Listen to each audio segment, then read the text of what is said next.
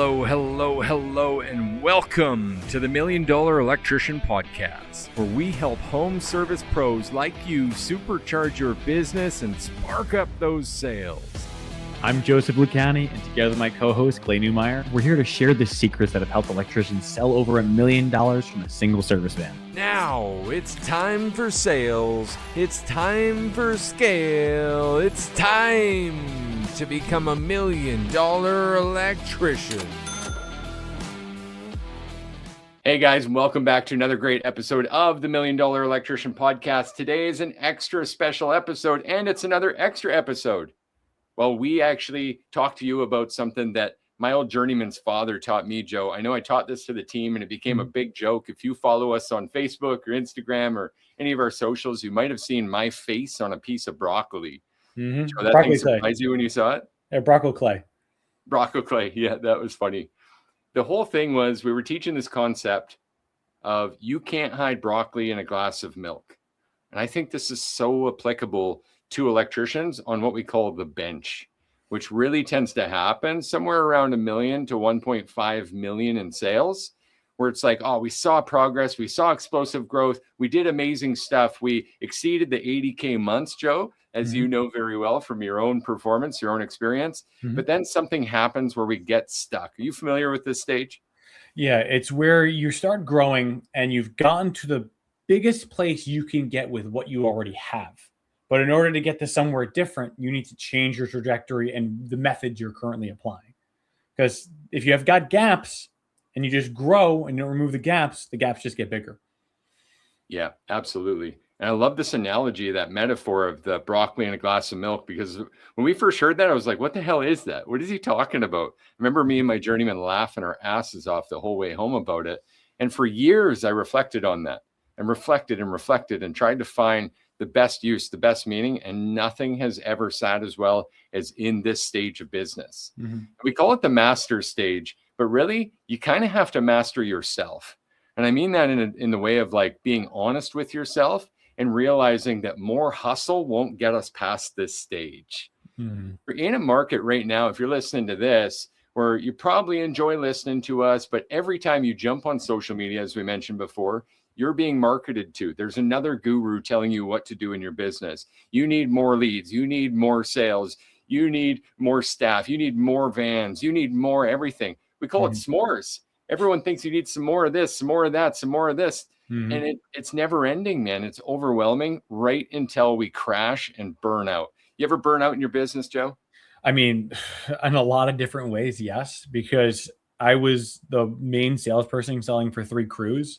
And at the same time, though it was really great and we were able to get it done, it was a lot of burden on one person. And I found that unless I adjusted my personal life to support what the business was doing, it just wouldn't function the same way. So I ended up taking from my own personal time to pour back into the business. And then as a result, had less family time. Yeah, exactly. And your business isn't tiny anymore. I mean, you're not just a guy in a van. Maybe you're spending some time in a van, but you've got staff, you've got customers, you've got payroll, you have overhead, you have expectations, you have all this stuff happening. And yet you're trying to keep everyone fed and you're trying to break through because you feel the hours adding up. It's like we all got into business for the same reasons, right? More time, more freedom, more money, but you end up working for a boss worse than you ever had before. And all of a sudden your wife doesn't love your employer. Your family's no longer on board with it. You know what I mean? And yeah. That too, man. And it's oppressive and it's depressing because you're doing this for a bigger reason. And on this broccoli and bench soup, I'm going to call it, you kind of get lost in it. And you really have to reflect and realize, I personally can't get us to the next stage. That isn't enough. Any of this relating with you, Joe? 100%, and at the end of the day, I often joke with my wife about this, where I'm like, yeah, my boss is a bit of an a-hole, but like, what can you expect? He's got very high standards. And we always laugh about it because it's like, well, Joe, you've been the boss for your whole life. What are you going to do about that? And, at the end of the day, I realize I have to focus on what really matters. And that's less churn and burn and more strategic placement of energy. Yeah, I love that. And that's exactly what we're getting into, right? So the business is now big enough to expose every weakness because it's a pure reflection of you and always has been. It's always been growing with you. And when you reach your capacity, especially the great people in our community, it tends to be around this 1 to 1.5 million. Mm-hmm. A 300K company, you can cover some of this stuff up. It doesn't need to be seen. You're not really a chunk of broccoli in that milk yet. But at 1 million to 1.5 million, all those little problems, those systems that aren't quite worked out, those little memory-based solutions that you have, all those moments where your team needs you to make the call, or they don't know how to make a call, or they make it just like you, which is off the hip, which ultimately is not good for your business. Mm-hmm. All of those are exposed at scale when you're trying to scale past that 1 to 1.5 million, that Mm-hmm. bench, ironically, man. Is there anything that comes to mind for you on like systems that you've talked about recently or had that you really felt got a magnifying glass? This literally came up in our CSR class yesterday, which is awesome. I have a ton of fun training it. But the thing that came up was, well, I brought in a CSR who has lots of experience answering phones for another industry. They should translate into this perfectly. And the answer is, well, yes, but no.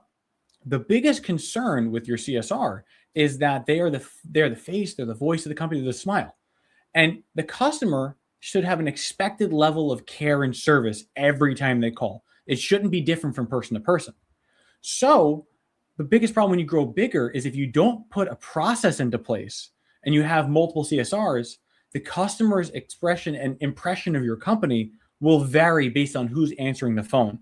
And if you have the wrong person answering at the wrong time, you could be losing a huge job without even getting into the door. Yeah, massive. And there's so many other places in the business, right? Mm-hmm. So does your business feel heavier than it used to? Are you making more money maybe, but enjoying less and having trouble breaking through to the next rounds for that? Like what falls apart when you step away? That was a big part of your post this morning, or was it yesterday, Joe? Yesterday. Right? If you step away for a week, what happens then? What's the first things you notice start to fall? Are you building a better business or just a bigger cage? Yeah. And I love what you posted too this week about the guy with the grocery bags, right? What a great example. What did you mean by that, man? Take us through it. So a lot of times we have this machismo background in the trades where it's like, I'm big, I'm strong, can do all the things. But some of us take it too much to heart and start applying that to everything that we do. And the best example is the instinct to carry every single bag from the groceries into the house at the same time. It's like, can you? Sure, you're strong, you work, no problem. You could do it. Should you do it though? Probably not. Where else are you taking too much upon yourself rather than properly distributing the load so that the outcome could be better and so that the experience could be better with less a draining effect on you? Because I guarantee you have a long driveway and you're carrying a lot of groceries. You can be as big and strong as you want. The longer the distance, the harder it's going to be to carry. And running a business is a marathon. It's not a sprint. 1,000%. 1,000%. I think it's a pride problem too, right? Like a big part of it is like, well, a good dad, a good husband, a good man, like you grab everything, you get it done in one trip. I'm all about efficiency. I want that pride. I want to know that I could do this. Hey, I'm not going into that house without every tool and every spool ready to do the job. I'm going to do this in one trip. I think you shared a picture of guys like spools on his shoulders and he was carrying a wire rack through his arms, and he had a tool bag, and you could tell he was dragging a ladder behind him. It was like he was suited up like a pack mule that you're like riding into the mountains. It was insane. Totally. Here's some secret sauce. And I think this helps for you to like, maybe you're with us and you're thinking, well, where do I see these things then? How do I see it? Well, which of these grocery bags should I be leaving down? Should I let someone else carry? What is that like? And this phrase really hit for me is like, the areas you perceive to be strong in are usually the weakness in the business. Can I give you a real example of this? I'm with you there. I'm on a call last week with one of our great clients, doing very well, but this is how much this can be even like elusive at the broccoli and bench soup stage. He said the words out loud in a one-to-one call. He said, man, no one can answer these particular calls like me. I'm so glad I was in the office to take that call. Okay. Are you though? Yeah. Time out, right? Like this is awesome. Super proud. But like that actually means there's a system flaw. That actually means you're doing something you shouldn't be doing because you have great staff in the office who should be able to field every call so that you could step away knowing that those types of calls don't get dropped when you're away. You know, I think one of the best examples that come to mind, just a spur of the moment, was People are so worried about having to train someone and not be the way you're doing it. But I just thought of a parallel. So something that I love to do is I pride myself on being a present dad. It means everything in the world to me. And what I'm currently doing is I'm training my two daughters on electric work and physical construction. And like every project I do, they take with me. Now, granted, they're slow. They're not going to be able to do the work that it's not meant to. But you can treat your employees the same way, right? I need to go slow with them. I need to teach them the fundamentals. And eventually they'll get stronger and they'll be more knowledgeable and they'll be able to carry a load that I can't. So there are so many owners out there who are like, well, yeah, I've got good staff, but they can't do it like me. So I might as well do it all. When you have to realize that's the point. You're supposed to invest in them so they can grow and they can get better so that you can step away. Because I don't want to be 65 and have to still run every aspect of my business because I didn't train the kids when they were young. Absolutely. Yeah. Couldn't agree more. So these areas that seem like strength are actually a warning sign. Mm-hmm. You could almost think of it like this. I was doing more modeling the other day. You know how I do in the morning. Mm-hmm. All I do is think strategy and how can I simplify this concept. You are a person. You have a mind, body, and soul. Your business is also a being, like it's an entity. It has a mind, body, and soul. Anything that you have to do, you're physically an acting member of the body. Mm-hmm. But that should all be muscle memory and process, meaning there should be a way that that body knows how to do the thing that is also a way to train it to the extensions of that body, the people, the staff that work for it to do that thing. And that's the first thing to let go. So when we look through these systems and evaluate it, we're always looking at, okay, what systems are in place? Score yourself 1 to 5. How are these systems? Great and locked in. Then the people, who are the people that are doing that for you? Is it fully delegated or you have to do it? And then that owner independence that we've been talking so much about, that founder independence of like, okay, if you step away, does this action still on a scale of 1 to 5? Is this a 5? It still gets done. You don't need to do it. And this evaluation is so important. So when I think about the mind, body, and soul, I think about on the bench, usually there's parts of the body that are still us. Then the heart of it, the soul, like I want to give that culture the values, the why behind the body's work, so that the culture expands. It doesn't just shrivel up when I step away. It expands beyond, right? Working with one of our great clients yesterday, and I had the joy of joining their team in the room. And so I have the whole view of their coffee room. And naturally, they've got their brand across the wall, values on the wall with their top 5 disciplines that they follow, their top 5 values, right? And all of this is expanding that heart, that soul of the company so that the body stays motivated to do the work. As we know as people, it's an A to B problem. If you don't have a why between A and B, how often do we get to B? You don't. It's just, you need a clear map. And if nothing else, it's also like trying to grow a plant in bad soil, right? If you step away because you need to constantly be watering and constantly fertilizing, you're planting in the wrong spot.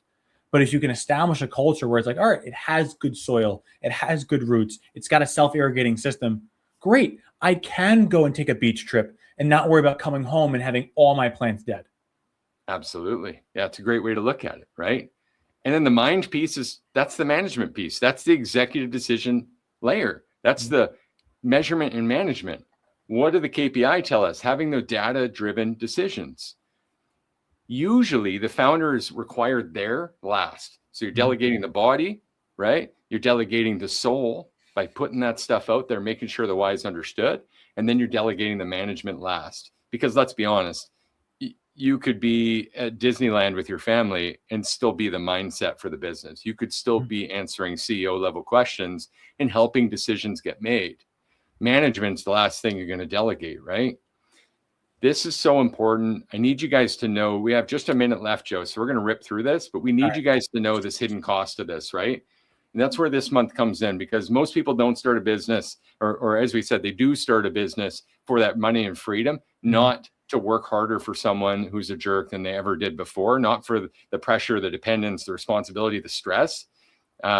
Your family probably isn't a fan of that level of income either, or that level of responsibility in your business. So we need you to shift out of this. We know that you need to shift out of this. So we've got 2 things for you today, guys. One is our Smart Scale GPT.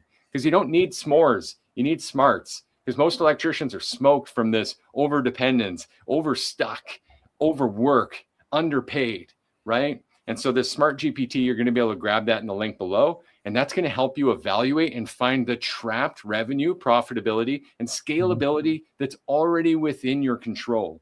You don't need more leads necessarily. You don't need more apps to help with more sales. You don't need anything else other than this GPT to deep dive and find those hidden unlocks in your business. Best thing ever. I'll give you guys a quick note on this. Joe, you know what an Easter egg is? I do. So it's usually a built-in feature that no one really knows about. But when they stumble upon it, they're like, yes, I didn't know this was here. This is so cool. Yeah. So we put an Easter egg in this. That's so much fun. So you guys know this exclusively from the podcast now. If you type all caps coach mode when you get started with this GPT, you can choose like Hulk Hogan, David Goggins style, a friendly uncle, Aussie at the pub. There's all these different personalities that you can have work with you through the GPT, the Q&A and the coaching. And it's so hilarious, man. So please grab that and enjoy. But of course, this only leads up to what we're doing next week, next Wednesday night, 7 days from now, another workshop. And our monthly workshop here to this month is the last free one we're ever going to do, by the way. After this, they're all paid, but that does not mean it sucks. In fact, we've put more effort into this workshop than any other one. I think like we're like 16 hours into planning and preparation and making sure this is one of the best ones yet. And it's called the Sell Your Service, Not Your Soul workshop. How to build a killer service business, not one that kills you. So we're going to give you the exact logical framework to scale your business and get over the broccoli and bench soup. And that's going to be massive to you guys. So all you're going to do is go to the links below, wherever you're seeing this. You'll see it in the description, a link to the webinar page and that chat GPT, the Smart Scale GPT, so you guys can figure out and unlock and get untrapped from your own business. Joe, anything to add to that, brother? You know, there's only one thing that comes to mind, and that is I want to communicate to everyone listening to this that the success you want is attainable, but usually there's fear and uncertainty in the way. And that's what we're trying to alleviate. Come to the webinar, come to the training, and we'll help you work through that in a step-by-step thing so that you can have the confidence to take those steps. And once the fear is gone, success seems way easier to get to. Again, at 300K, nobody notices. At 500K, no one notices. 600K, you can get by. But at 1.5 million, everyone notices, and you'll start to feel the broccoli in the cup of milk problem too. I don't want you guys to get stuck on this bench, so please take full advantage of this. We can't wait to see you there. Have a great week and enjoy this extra episode. And I think we have Brandon's podcast episode coming out next, which is an awesome interview. So shout out to Brandon. Oh, and a quick win of the week. We had our off the tools night school. Actually, we had over $400,000 in wins in that, Joe, which was incredible in just 6 weeks. And there's going to be another one. So if you guys are interested in that, send us a message. Just says night school anywhere you're following us, anywhere we're chatting. If you're on YouTube, throw it in the comments. We'd love to give you more information and help you understand how to actually put the trade back in trade business. Meaning they taught us the craft and set us free for an hourly wage, but we want you to learn the trade and make the most of it too. Thanks, guys. We'll see you next week.